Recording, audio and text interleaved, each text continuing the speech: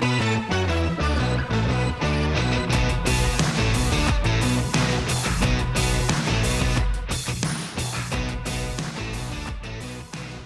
it's Isaiah back from a long hiatus, and welcome back to the 85th episode of the Hard Truth About B2B e-commerce. We took a long break, but we're back. We got a lot of guests lined up.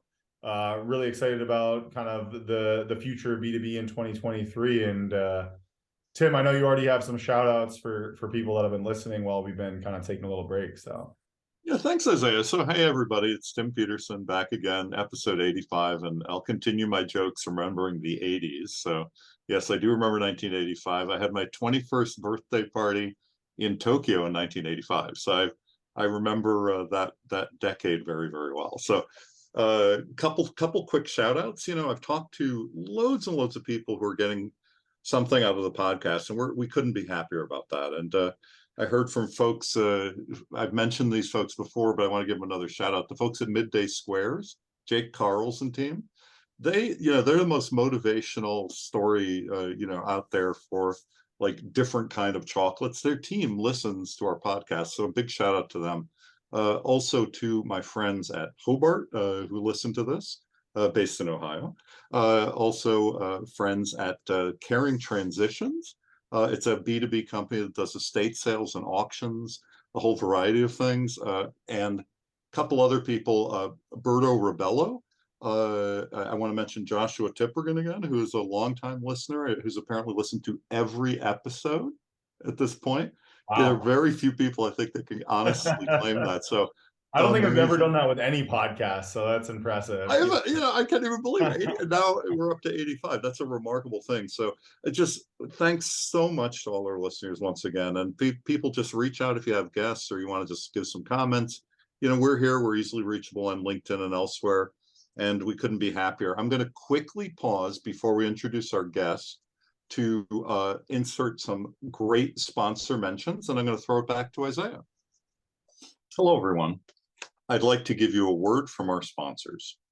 Our first sponsor is Balance.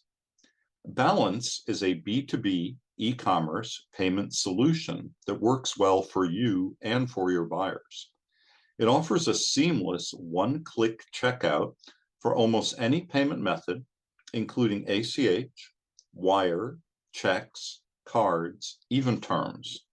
It's used by leaders in B2B e-commerce, and it's as easy as buying a shirt from Amazon. Check them out at getbalance.com. Book a session and tell them what your needs are. They are the first dedicated payment platform for B2B e-commerce, 100% tailored to your needs. Thanks again to our sponsor, Balance. Our next sponsor is TradeCentric. TradeCentric transforms the way businesses transact by enabling punch-out, purchase order, and invoice automation solutions for over 3,000 companies around the world. Uniquely positioned at the intersection of e-commerce and e-procurement, TradeCentric helps B2B buyers connect with suppliers and automate payment, procurement processes to drive greater efficiency and user adoption of streamlined systems. Learn more at tradecentric.com. Thank you to our sponsors. Okay, I hope that was long enough for our producers to insert our sponsor mentions. I always have to pause. Isaiah, I can't wait to hear a little bit about Electric Eye and Chase. I think I'm very excited to introduce Chase, founder and CEO of Electric Eye, Shopify agency that does a lot of work in the B2B space. I think it's long overdue, Chase. Like, we haven't really spent much time talking about Shopify in this podcast just because, historically it hasn't been their key focus, but I think that's starting to change. They launched some new features last year. The headless stuff is getting stronger. So tell us a little bit more about yourself and Electric Eye so people can kind of understand your background. Absolutely. Well, first of all, thanks for being here. Tim, 21st birthday in Tokyo. That sounds like a story for outside of the podcast. I'd love to hear a little bit more about that. It'll be in my memoir. Perfect. Yeah. So I'm Chase. If anybody is paying attention to like the Shopify ecosystem or kind of the e-commerce podcast world, I also have my own podcast. I'm the host of Honest E-commerce, We're up to episode, like roughly we're in the 200s, I think, plus bonus episodes. I think we put out 300 pieces of content. And if anyone's listened to all of them, why? Oh my gosh, that's a lot of content, but we've been doing it for a while. We really love it. And That's a so, lot. outside of producing a bunch of content, and speaking with a lot of amazing people, I am, like Isaiah said, I run an agency called Electric Eye, and all we're doing is optimizing Shopify stores. That's, migrating from a legacy platform or something without the capabilities that you need to Shopify to really open up kind of the possibilities. That might be taking kind of an outdated Shopify store and updating the theme with some of the newer stuff that comes out with the new themes, or it's taking an existing store and really honing in on iterative optimization, doing more traditional CRO stuff. It's a lot of fun. I've been in the Shopify scene now for 6 or 7 years. I know way too many people and way too much stuff. So if you need help, let me know. Cool. So tell us a little bit about the B2B aspects of that. Obviously, like I said, I think Shopify hasn't really been seen as a B2B platform in the industry compared to things like, Magento and BigCommerce and even, SAP and some of these, like, you could even call them like legacy systems to some degree. There are like some dedicated B2B platforms as well that like only focus on B2B e-commerce. So tell us about your kind of experience with Shopify and like why you think, it's relevant to B2B. And Yeah. So you asked, if you would have asked me this 2 years ago, I would have said, if B2B is your main play, don't use Shopify. I would have said that. Then that would, and I would have believed it, and I believed it back then. Then Shopify really started to realize that was the key to them unlocking this upmarket stream of larger merchants with more specific use cases and things that have to be a certain way. Because Shopify kind of was built on the back of, arm the rebels, DIY, you can figure it out.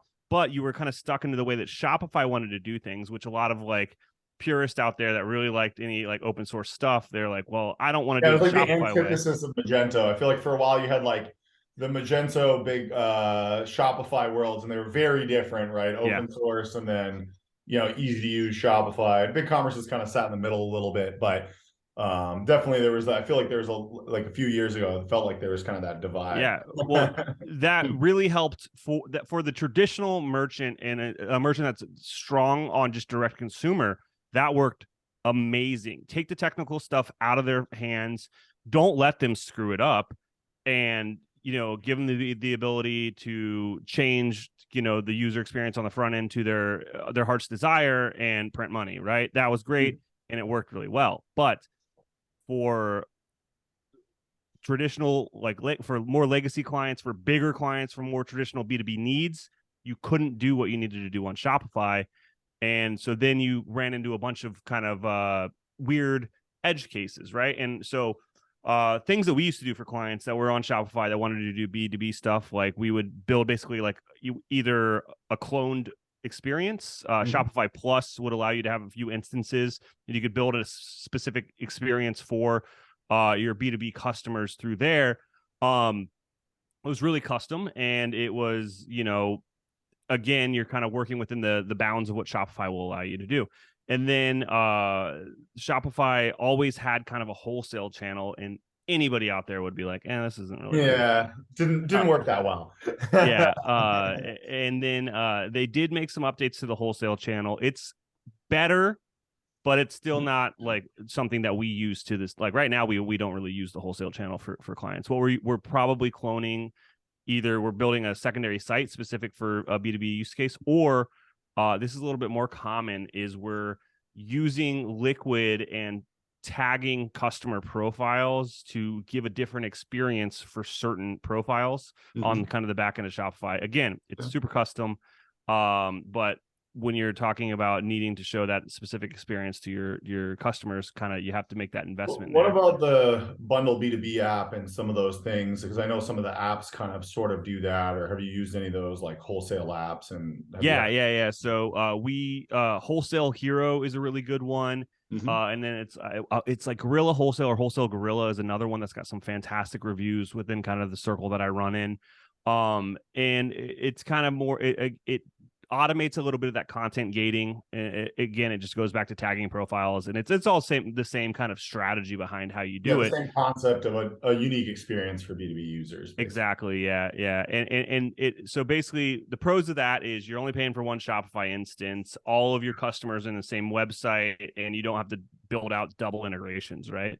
But then you start to talk about like these edge cases, right? I want to use specific marketing for my B2B clients versus my direct-to-consumer clients, right? And if you have everything on one profile or one Shopify instance, everything's dumping into your Klaviyo or whatever, and they're all getting the same stuff. So now you're double the work there to separate things and do whatever you want over there. Yeah. So we're kind of getting really into the weeds here, and I really want to back up to, when you're talking about B2B, it's kind of like, I remember when like influencer marketing and like affiliate marketing was a huge thing. Everyone's like, I need an affiliate marketing program. Mm-hmm. And so they just they would just install an app, right, that would do it. And that's not a program. That's just like a technology. ChatGPT, right? Like it's always some new thing. ChatGPT. I was waiting for you to mention ChatGPT. We've got to talk about it. Absolutely. Yeah. But like, just because you have an app that helps you do the thing, it doesn't mean you have a strategy to actually like grow your business. Yeah. No. Yeah. So let's talk about that. I mean, and we can come back because I really think it's a useful topic though. Should you go with one store or two stores? Because I see that's like that dichotomy that sometimes is not an easy decision, but we'll come back to that. But like, what kind of like opened your eyes to B2B, or was it that you had merchants that were realizing like, hey, we need to run this online, like we need to stop taking orders on the phone? Were these manufacturers? Like, what kind of businesses are they? I mean, that's another part of it, right? Like, I think you have these giant range of, retailers maybe doing some B2B, or manufacturers or brands or distributors. Like, they're all these different kinds of companies. And yeah, it was definitely becoming more and more of a, kind of request as we started to move up market as an agency. When you get into brands that are doing a couple million a year, wholesale is a big arm of their business usually. And for example, like a lot of brands were like legacy brands were taking their like traditional kind of old school, purchase order salesman strategy and bringing it online and trying to invest there to enable the buyers that are buying from them to do it faster without talking to their customers, for better inventory tracking, for better sales metrics tracking. There's so many better reasons to kind of bring that process online these days. And Shopify does an amazing job of its kind of marketing itself and saying, it can work for whatever you need. So it definitely brought a lot more opportunities to the agency to start looking into this stuff. And that's kind of how we started to go down this rabbit hole. As your customers were getting larger, and I think I'm a big believer that like, we definitely, I think the whole, like, you should only be D2C is kind of overblown. Like, I think it's good to have a wholesale channel, D2C market, like to be multi-channel. But then, to that point, if wholesale is part of your business, can you run that online and make sense? Well, let me interject with another angle on this too. I mean, I'm curious to talk to agencies that put all their eggs in one basket. I've been in agency world myself, and I've been on the brand side, and now I do a lot of consulting. And I think that it's more and more unusual to just be exclusive to one platform like Shopify. How did you come about making that decision? I mean, was it because Shopify was also getting better with B2B over the years, and you wanted to, have those options of be B2C, B2B, or what was it that caused you to just be the shop that does Shopify? That's a fantastic question, and the answer is we're lazy, right?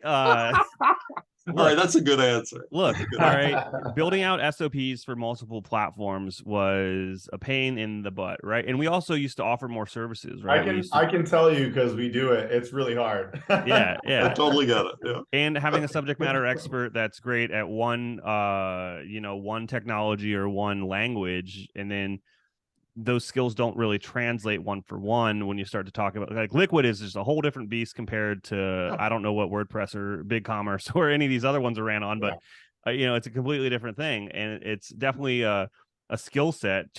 Hiring for Shopify developers is a whole thing too. But it basically came down to when we started the business, we were working with a lot of Shopify merchants, and we weren't as like specific. And we kind of just, Pareto principle, or however to say that, is 80-20 it. We're like, all right, we're just going to go do this. And it's a lot easier from like a business development perspective and a marketing perspective. If you're like, if your roof is leaking, you're going to call a roofer. You're not calling a general contractor. Right. So we were like, all right, where do we fit into this? And we started to kind of narrow down. So first it was like, the technology, and then we kind of started to narrow in on the service offerings, and now it's just like we're doing optimization for Shopify stores, and that's our little bubble. And in 2 or 3 years, maybe we'll add another kind of clarity to that, and maybe we're only doing fashion or home goods or something. But it's the more niche you are, the more desirable you are. Yeah. And Shopify's a huge market, right? I mean, it's a massive market, so yeah. Well, one other quick thing connected to that, though, I want to make sure our listeners hear this too. Do you launch sites from scratch on Shopify, or just optimizations? Like where are you in the spectrum of all those services? That's a fantastic question. So we've been in the game 6 going on 7 years now, and we are typically turning down opportunities to work with startups. And a very easy way to describe it is if they're spending their own money, it usually isn't something that we want to entertain. Sure. We always make exceptions to our own rules because there are rules. We'll break them if we want. If it's a cool brand. Some people have a lot of money, right? So yeah, if the guy's got $10 million in the bank, it's probably not the end of the world if he starts a Shopify business. But if it's, and I know exactly what you're talking about, though. You're like the guy that thinks he can just like start drop shipping, and it's like. Yeah, this is a little inside baseball here from like the agency land is it's really just ask who's paying the bills, and if they're not funded and it's like a small team, it's gonna be champagne eyes on a beer budget. Yep. Yeah, and champagne expectations. Yeah. People forget how hard it is to market. I think that's the biggest thing. It's like it's one thing to get up and running. The second thing is getting traction. Is just no matter what you're doing, it's hard. And that's a perfect segue back to the B2B stuff, right? So if we're talking to these merchants and they're like, we need to build out a B2B channel, we need to build out a wholesale channel, and I'm like, cool. What's your strategy here? How are you getting buyers? What does that look like? It's not like if you build it, they will come. That kind of works in e-commerce if you have a really cool product. But like for B2B, nobody's out there searching for an unknown wholesale deal. Like you have to sell these wholesale deals. Like how are you going to bring these buyers into your some sort of sales rep component? I think human component, right? And I think that's what makes B2B e-commerce so complex is that like it's like almost a tool for your sales reps. And I think that's what they haven't quite like figured out. I think most companies haven't quite figured out how to intertwine the e-com and the sales reps together. Right. Exactly.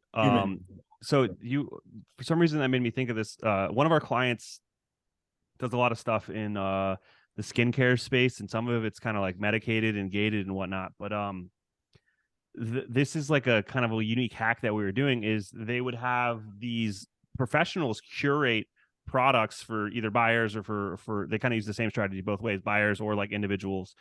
And they use an app called Wishlist Plus to curate basically the purchase order and then send it to them for review. Yeah. And it just makes it so easy. And then it's all going through that app before. In the B2B world, it's called like requisition list, but really like they call a fancy term requisition list for like contractors building a list for like a future project. But really, if you think about it, it's just a wish list. It's like, hey, this is probably what you need. And then they go through and they remove things they don't, and then they buy it, right? It makes that experience in that journey so much easier. Instead of a more old school way to be like, go to this website and add the things you need to your cart, and then we'll check you out with probably a discount or something. That's not the best experience, especially when you're talking about average order values that are 10x what your normal direct consumer average order value is. $10,000 and then, I think you start to get into interesting payment options. I don't know if you've worked, plug for our sponsors, Balance, they do B2B payments, but once you start to get that $10,000 AOV type order, it's like maybe they probably want to pay with the purchase order and not Yeah, so credit that's card, a great little specific about Shopify is it used to be extremely difficult to do termed payments, and that's changed in the last year. And there's actually a specific app that I'm drawing a blank on now. Maybe I can find it after this and I'll send it over to you. But basically, we had a client that was they sell custom diesel engines, right? And these are $10,000 or $20,000 engines, and they would do a down payment, and then they would trigger the next payments via invoice or automatic if they wanted to keep the card on file, through this application. Like an agency model, right? Like it's like if you buy from me or you, it's the same. You're not going to pay, on an e-com credit card, right? Like, But the cool thing about this is because like they needed it, they didn't want to tie it to dates, which is what me and you probably really want to do if we're doing larger projects. But like they couldn't tie it to dates because they were struggling with getting their raw materials, so they couldn't. They don't know when they're shipping it, when it's exactly. So this was a really cool application that kind of helped them to be like, here's the total, here's the splits, and you get to trigger them whenever it hits the things that you want to hit.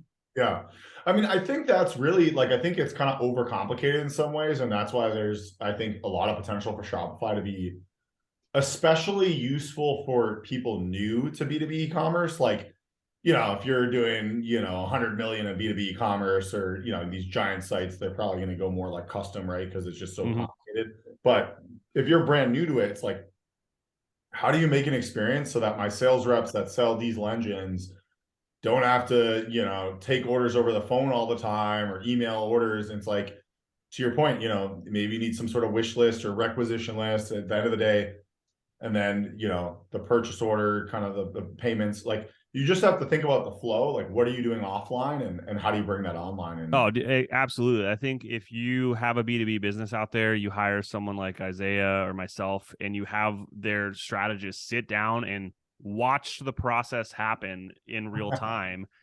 It sounds stupid and a waste of time, and it's going to be an investment to have a smart person sit there and take notes. But like, they're going to be like, okay, 85% of this we can automate. And you're going to be like, absolutely not. But no, that's the crazy thing about technology these days is brands that are so used to doing things the same way don't realize it's like, hey, a lot of why things are you doing it that way? Impossible to automate. It's like, no, we can actually. I mean, there's Chat GPTs. Go back about that. Like, we can automate a college essay now with literally one sentence. I think we can automate how to take a transaction. So there's something that we kind of have not brought up yet, which is. We were still talking about the kind of old B2B stuff with Shopify. And within the last 2 weeks, Shopify has changed the game and probably upset some higher ups at Adobe, which now owns Magento and SAP and all the big boys, right? Mattel just launched on Shopify, one of the biggest toy companies in the world, utilizing what is now the premier tier of Shopify called check Commerce. It out. How do I find the site? Commerce Components. You know what, Isaiah? I'm gonna shoot you a chat DM with the deck. I would bet you they got the sweetest deal imaginable in order to do that, because they probably got a good deal on the well, I got some inside stuff that I can hopefully share. I'm not gonna say where I got this from in case I'm not allowed to share it, but so the minimum you have to be doing $500 million a year annual revenue is the qualifier to get on this tier. Online or total?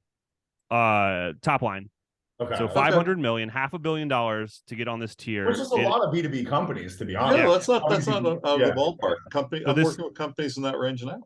This is a tier above Shopify Plus. It includes unlimited API rates for multiple environments, staging, modular pricing for merchants to buy individual pieces of commerce components. So you can, it's easier to migrate complex merchants.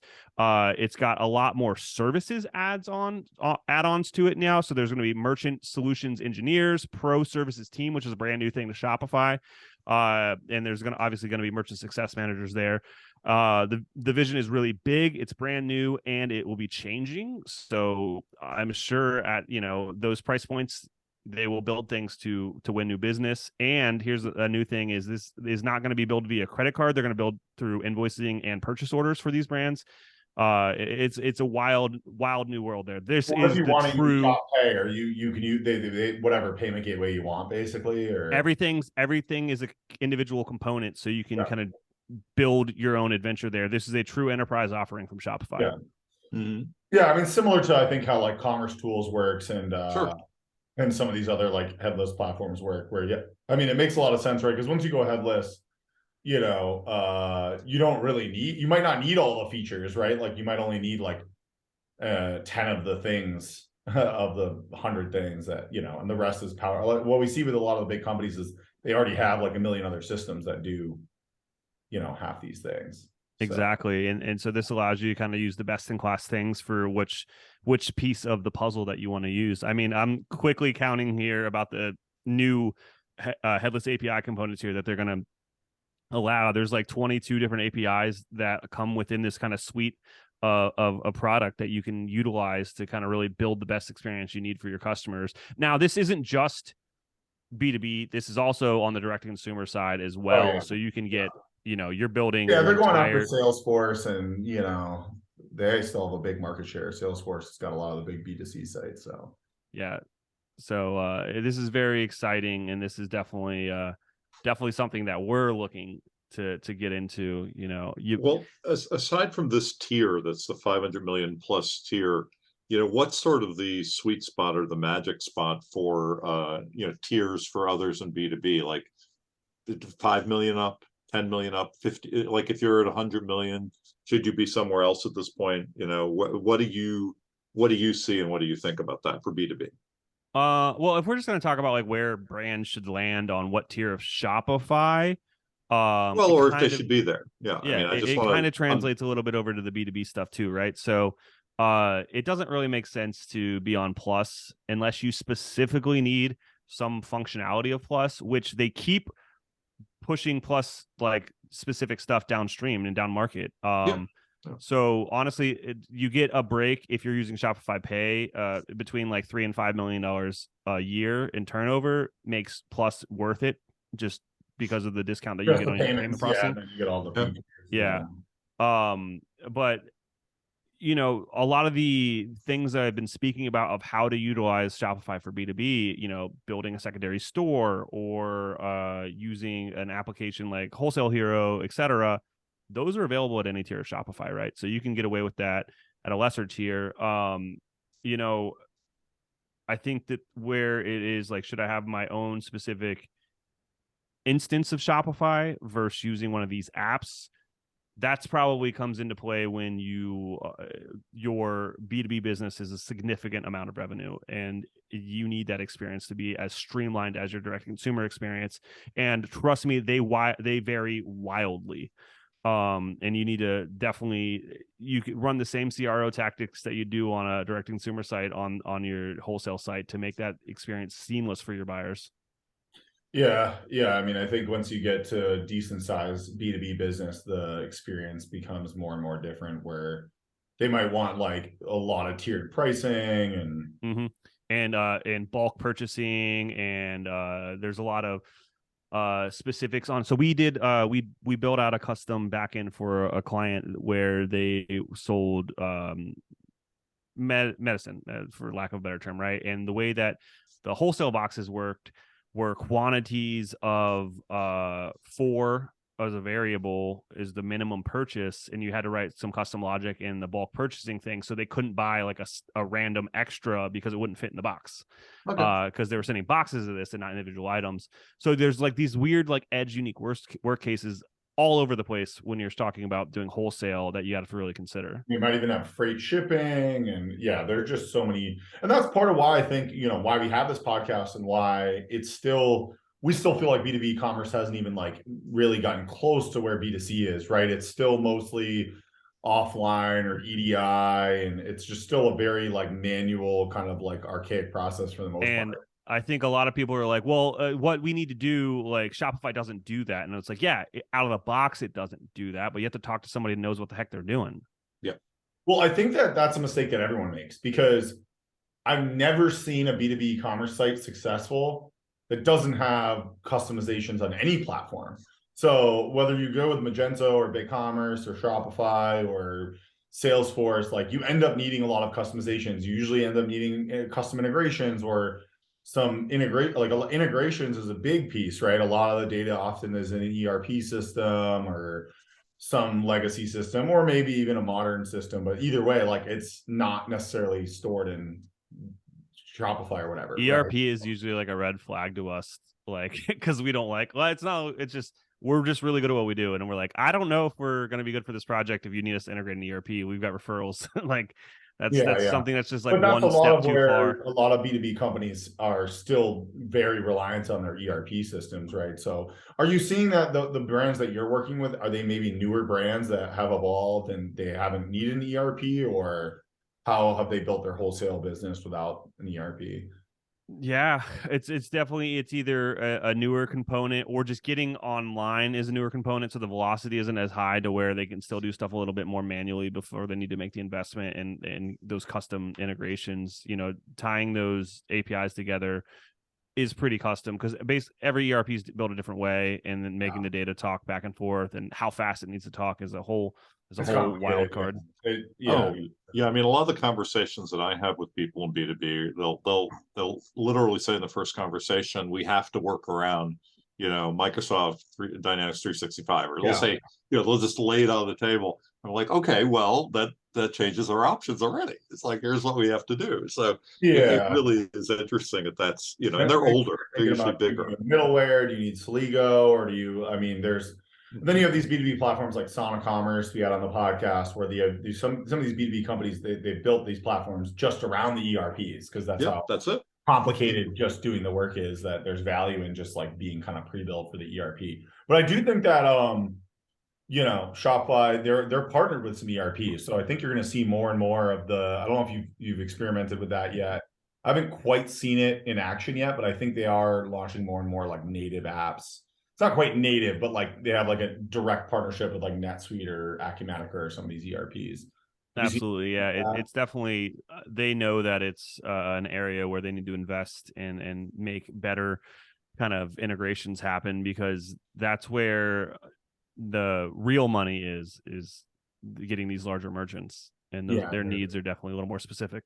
Yeah, they have some sort of back office. So I'm curious, like what are some wins or learnings where you're like, hey, by doing this, it really kind of like helped them, really scale their B2B commerce. And we just never thought of that at first. Is there anything that you kind of came across? I mean, that was kind of eye-opening with, like you said, it's just different, right? And you can't just it's just a lot of brands, I kind of touched on this before, is they are used to doing things a certain way, and when you ask them why, it's just the answer might be, well, that's the way we've always done it. And brands being open to changing their processes for efficiencies, taking in anytime you can take a human out of the equation, it is going to be exponentially beneficial to the profitability and lower customer service inquiries, like if you can take a human out of the situation. So when we're getting into these B2B equations, we're like, well, okay, well, yeah, someone buys something, but what else is happening? And you know what I mean? Where's this data going? Who's doing what? Like, what's something that's happening in the warehouse you guys have to work around? Or, does someone have to download this and push it over here? Like, what's going on other than just buying something, right? And you'll learn a whole bunch of stuff, and, you can help them automate all these other things. So then these salespeople, instead of, wasting their time, copying and pasting a bunch of data all day that, they just thought that's part of the job. You automate that whole thing, and now they're out there hitting up their accounts twice as frequently and increasing their sales volume. Yeah, it makes sense. So really what you realize was that when you ask people what their processes are, it's like this kind of bespoke, kind of slow process that is pretty manual for the most part. Yeah. I think B2B has just been that way historically. Yeah. So when you have a new client come aboard, let's say it's already past the stage of selling, and they're joining with you, you're really going through this sort of process where you're saying, well, here are other things you should consider. Here are places where humans can kind of drop out and we can look at automation. That is actively part of your process then? Yeah, I mean, well, first we got to win the trust, right? No one's Yeah, of course. gonna walk in off the street and be like, I'm gonna open my entire business up to you and let you noodle around in there and automate stuff. No. You gotta win the trust. But once you get that trust, you can start asking them like, all right, so walk me through it. What is your salespeople doing? And they're like this, that, and the other. And you're like, okay, have you thought about this? Here's a new technology in this space. Hell, just asking people what applications they're using half the time. They're like, oh, we're using Microsoft Word to do this. And I'm like, why? Like, automate that. Use a form. That data will dump into a database. We can send it to 18 different people at once. Like, there's just so much stuff that like can get automated because these brands, especially when we talk about older brands, like a dozen years old or whatever, these systems were built before, the modern internet and, what is going on with e-commerce and how you can push and pull APIs like existed. Like you said, forms like survey gizmo type things, and there's so many ways to just like automate simple things, right? I mean, I think one of the things that, and we've talked about this in other episodes of the podcast, but I see it more and more today. One of the most useful things that I've seen is our internal and external surveys and or focus groups that you do at the beginning of an engagement with a lot of companies, where you basically get all the justification you need because everyone tells you what you need to get done internally, and everyone externally says these are the 48 things that you should be doing that you're not. And it really is like, here's your evidence, right? It really is incredible how if you just listen to those internal and external stakeholders, you'll really have everything you need to get stuff done for a company. Yeah, one of the things that we like doing is getting customer service reps on the phone at the beginning of engagements. Be like, what are people complaining about on the website? And they're like, thank you that you asked. Here's this thing that I've been collecting. And we're like, cool, let's fix all this. Yeah, exactly. Can you name any of your clients? I don't know if you want that opportunity to name some of the clients that you work with so that our listeners can go check out the good work. Absolutely. So on the B2B side of things, we did a lot of work with the brand from here in Columbus, Ohio called Basic Brands, right? That doesn't make any sense to you guys. They do a lot of white labeled supplements. So all over the place. I know them. I know exactly who they are. Okay, cool. Yeah. So we helped them build out their wholesale experience. And that was actually, the whole project was driven by the wholesale experience and less the direct consumer experience, which was a really interesting thing. I'm trying to think of some more specific wholesale stuff. Right now, we just kind of ran through a big project with a brand that was kind of built entirely on the back of having these partnerships with kind of end sellers. They call them consultants, right? And using this third-party software to basically allow consultants to buy these products earlier and have their kind of own personal sales through it. And this was the direct to consumer side of the business website is by the way, this brand is called Pixie Lane.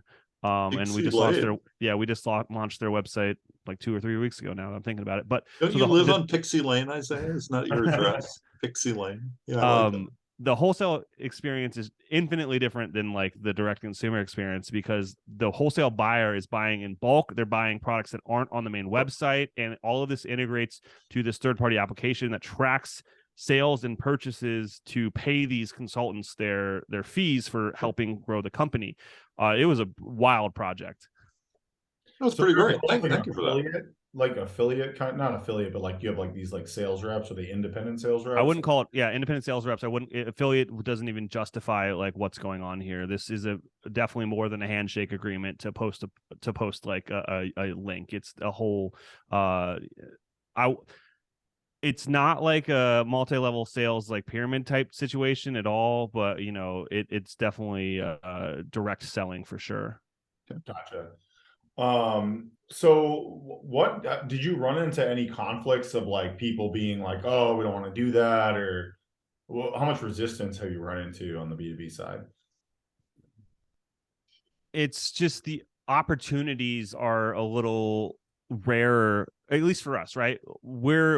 Our marketing and where we're really best, at least what we're putting out there, is more on the direct consumer side of things. We're doing a lot of migrations for brands from other platforms to Shopify and doing a lot of CRO, and a lot of the case studies are around like the direct consumer side of the business. And so we're really starting to open up more on the B2B side. So it's less of like less opportunities for us to really shine in that area is kind of our biggest problem. Do you recommend a lot of things that were B2C techniques for B2B? We used to have to ask that question a lot on the podcast. It's like, what is B2B learning from B2C? And, you're kind of in an interesting position to answer that because of what Shopify has been over, most of its history. So yeah, do you find yourself like recommending B2C techniques to B2B? Yeah, we like all the time. Like, for example, you were talking about freight shipping, and like we basically just did like in-cart upsells to help people hit better thresholds on freight shipping. Interesting. Smart. Do you think that maybe B2B overcomplicates things? Like they think that they're more complicated than they are, and when you really go through it, hey, maybe this isn't that different from B2C in some ways. I would agree with you there. It's just, again, it's just like there's historically such a human component to B2B with sales reps and account reps and relationship building.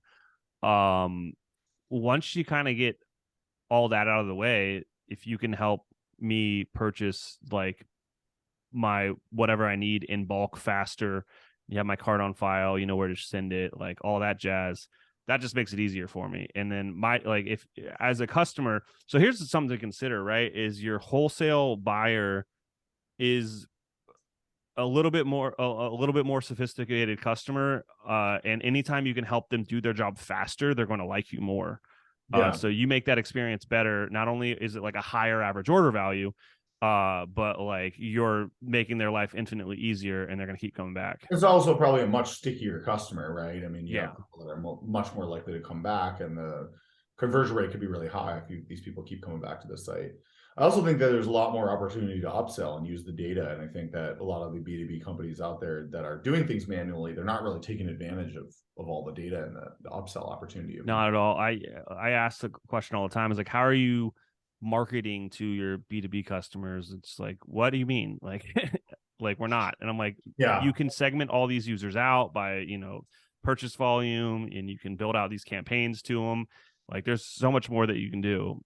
It's funny because I've asked companies like, so how do you get new customers, right? How do you get new B2B customers? And sometimes they're like, oh, it's just Google or the SEO. And I'm like, okay, so what are you guys doing for Google or SEO? And they're not doing anything. It's like, so you're not really investing in it, but that's how they're finding you. Like, doesn't that, so a lot of times they are benefiting from the digital channels, but they're not really thoughtfully investing them sometimes. Well, one of the things that I heard recently that and it's kind of an interesting way to look at it, but a lot of B2B companies, especially the older ones, basically had a moat concept. They had something like a castle with a moat.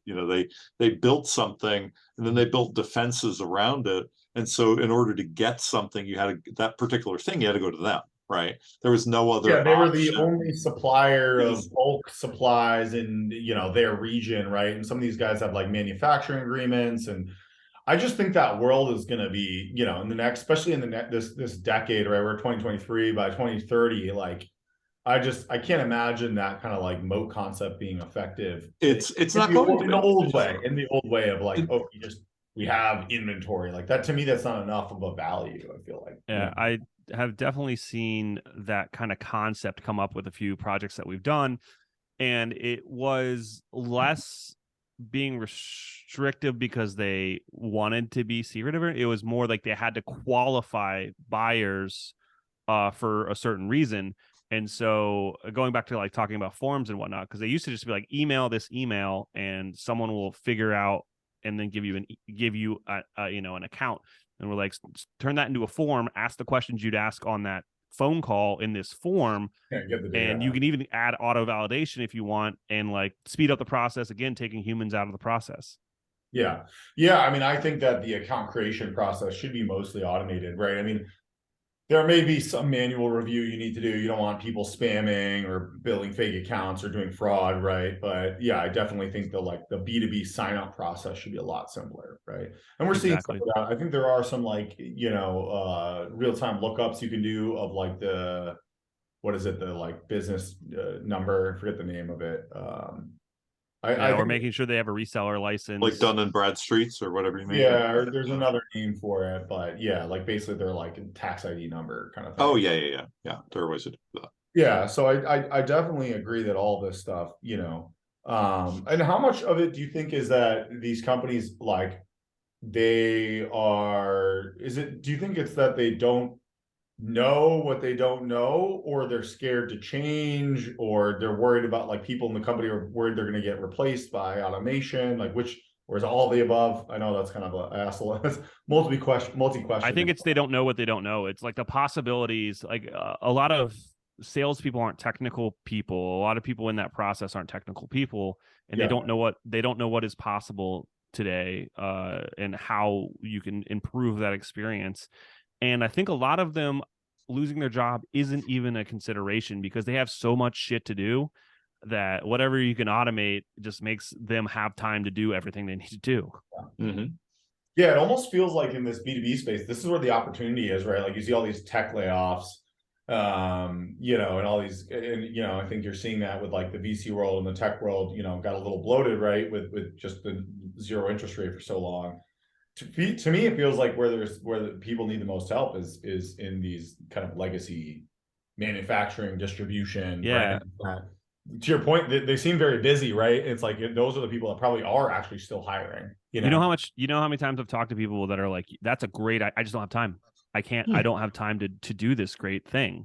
And we started this podcast today talking about B2B commerce, right? And obviously we all know that there's a lot of opportunity there, but I think another just opportunity, which is just a little tangential though, is just process automation for legacy businesses. Like Sure. There's just so much efficiency to be made, and efficiency is profit. I mean, I think that's a really good point, because I think at the end of the day, all B2B commerce really is just a more automated process for sales, for running sales. Yep. Right. And so when we talk about B2B commerce, really we're talking about better process, right? And that's where I think people get confused. They're like, oh, just build me B2B commerce. It's like, well, no, we need to like know what your processes are. Because what happens when the order goes through? How are you going to get it shipped out? Like, yeah, I think, to your point, it's really, we're like almost process consultants in the work that we do. I don't think we really get credit for that, unfortunately. And I think that's probably one of the biggest differences between direct-to-consumer strategy and B2B strategy. Is direct-to-consumer strategy is, for better or worse, driven by the patterns of the internet, and there, is best practices, for lack of a better term, is going to get you very far. It's fairly built out, right? You have email, you have SMS.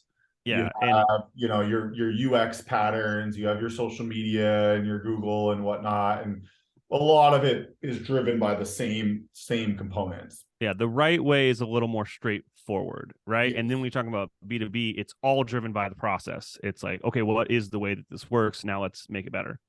Yeah, exactly. So, that's a really good point. Yeah. Yes, so I think there are a couple things that just came up there that the light bulbs are going off over my head. So one of them is, what about social media and B2B commerce? Obviously B2C has gotten a huge benefits and really learned how to use it in the right way, and sometimes the wrong way. They use it in the right way to get business, but B2B still seems a little choppy. It's just they don't know where to be. They're not sure how to use it. How do you feel about social media and connected directly to B2B commerce? I think that it comes down to the intention behind the content that's being created. And if it's educational and your content is solving or educating someone about a problem, it will be useful, but it takes some actual strategy to really think about it. And now this is going to sound like me kind of just like avoiding the question, but it's like, it really depends on what are your products. And then you have to strategize, like, all right, what products are these solving? So what are the questions behind that problem? And that's where you can really, really dive in on stuff. Well, right? There was I thought about it in a different context the other day, but I'll bring it up. There was a SaaS company. It's really a very different kind of business, just selling software online. It's not selling products, right? and not selling services. I meant they're selling products, these SaaS products. However, what they did is they did stuff on TikTok, and they did it with a little bit of humor. It's like how to tell your parents what you do, right? Or how to tell your grandparents, like how this works, or, and it was really kind of very fun, sort of a tongue-in-cheek approach. And I wish I remember the brand. I should put it, I have it somewhere in my notebooks, but that approach I thought was brilliant, because basically hook people in who would probably never buy their product or service, because it was engaging. It's like, well, oh, okay, now I understand this thing. It's actually relatively complicated because you're trying to describe it to your parents as like what you do for a job.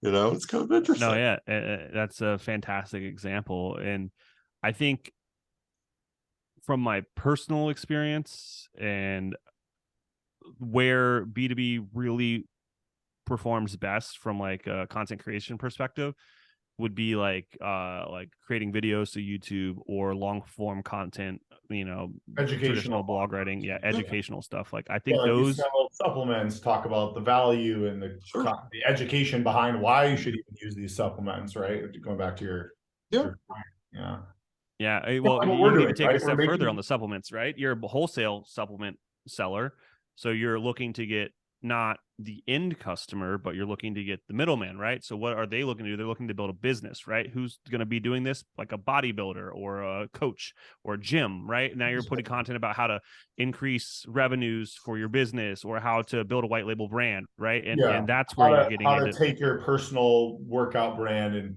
build a supplement company around it, kind of thing. Exactly. Well, it's like what Isaiah was just starting to say too. It's like launch a podcast, right? I mean, it's also interesting that more companies don't do that, even if they're just like, we're going to interview our head of innovation, we're going to interview our head engineer, we're going to just like doing these sorts of things on a regular basis, and then bringing customers in to talk with them. And it's just a process that you can have a lot of fun with, but that has a lot of value in the long run. I would podcasting is the best tool ever, right? And someone's going to be like, no one here, let's go back to that example of wholesale supplements, right? Mm-hmm. You're going to say no one wants to listen to a bunch of guys talk about wholesale supplements. You're wrong, right? Here's what you do, right? You hire someone either internally that's charismatic that can hold a conversation, or you hire someone specifically for this. You interview all of your old customers about how they white labeled it and what they did.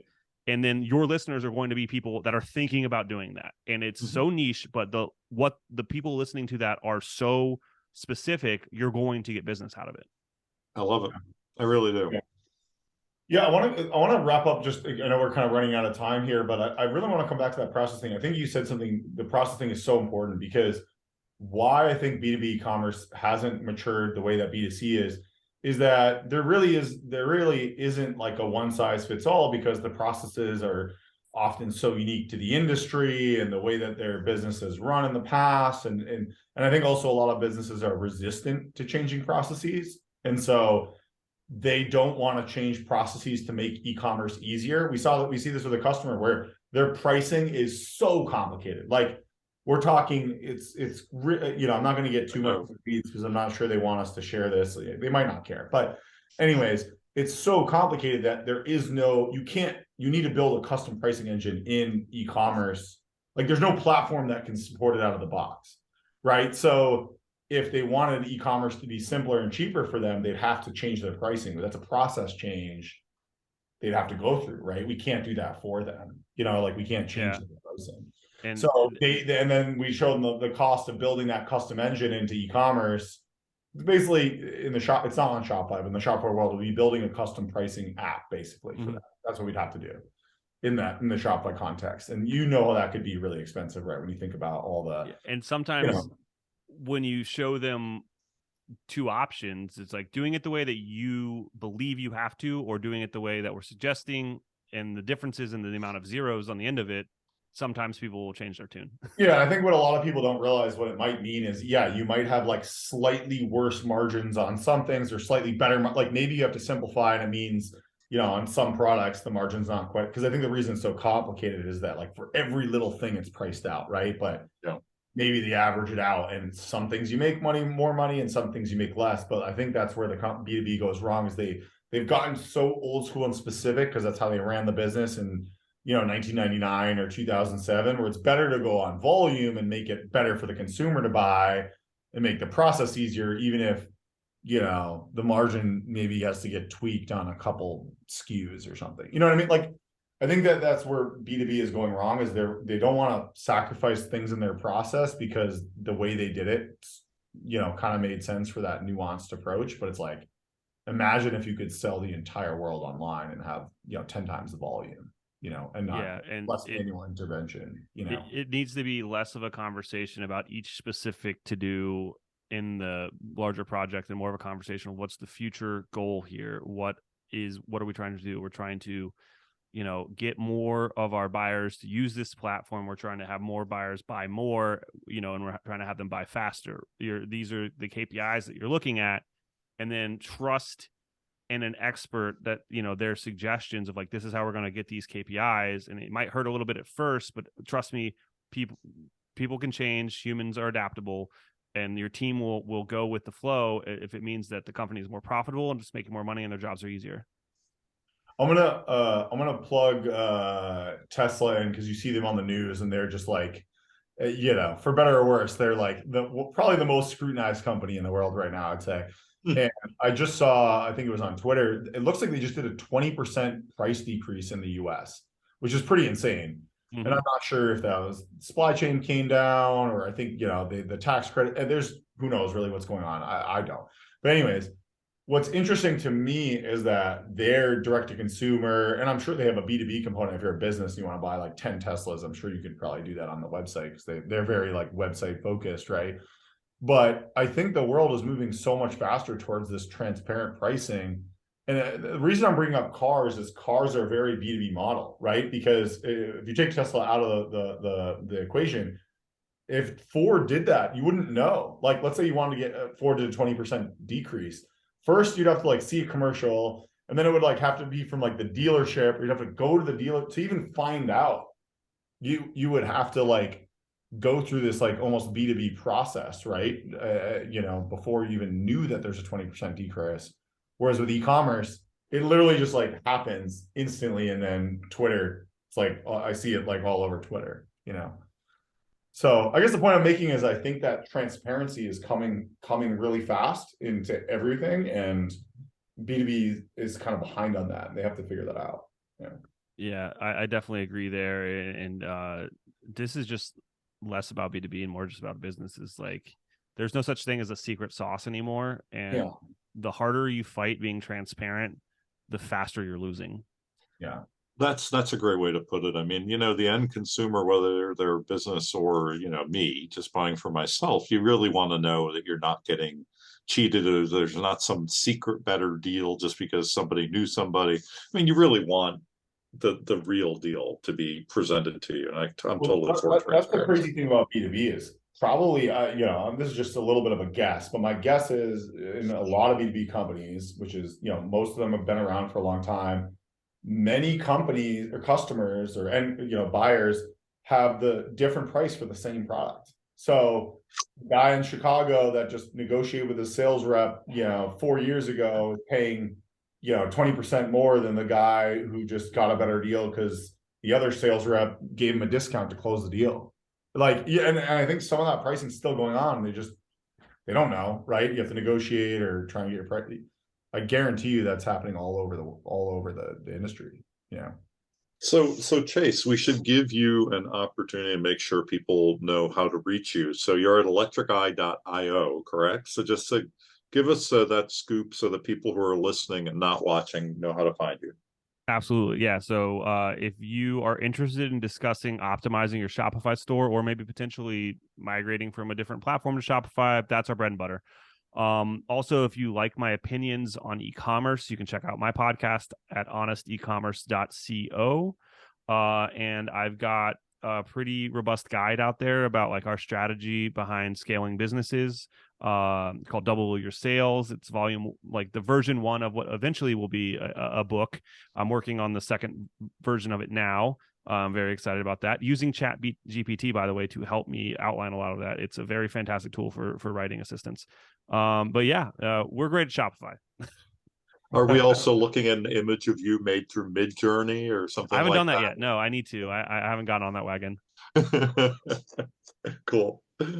Isaiah, last word. Anything No, else? I mean, this was awesome. I'd love to have you back. One thing we haven't done a good job is getting guests back. We're at 85 episodes. So, as Shopify matures in B2B, I think by, let's say 12 months from now, you'll come back and we'll probably have a lot more to talk about in the Shopify B2B space. I'm very excited to see what other businesses hop onto this commerce components thing.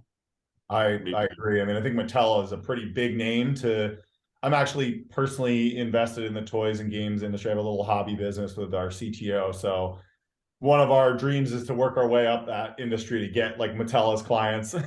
So maybe we need to reach out to them and say, hey, we can help you with Shopify. Well, I'm doing the same with Hasbro because they own Wizards of the Coast.